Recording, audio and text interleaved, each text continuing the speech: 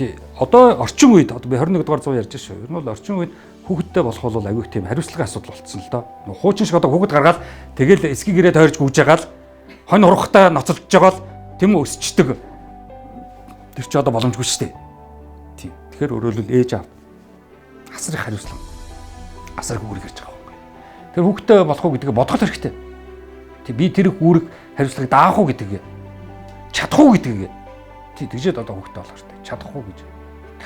Мэдээж яг одоо хүүхдтэй бол одоо амьдрал сайхан болно ч гэдэг юм уу эсвэл одоо гэр бүл хүүхд ороод ирэх юм бол одоо битэрийн гэр бүлийн хямрал сайжрын ч гэдэг юм одоо юу гэдгийг тиймэрхүү маягаар хүүхдийг нэг хэрэгсэл болгож л болохгүй.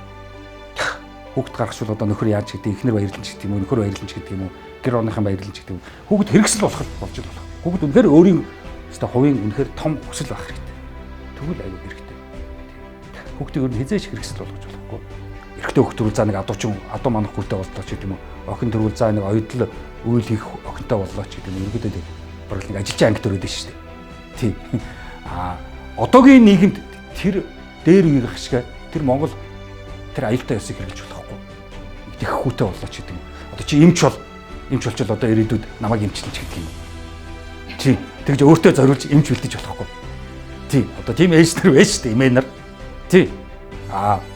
Хүүг одоо хууль сурч гэдэг юм. Би одоо компанитай үе төрөнгөтэй одоо юу гэдгийг бизнес хийж байгаа. Тэр нэг өмгөөлөгч хуульч хөтэй байхгүй болохгүй. Хуульч охинтой байхгүй болохгүй. Хүүхдээ хуульч болгох гэж юм.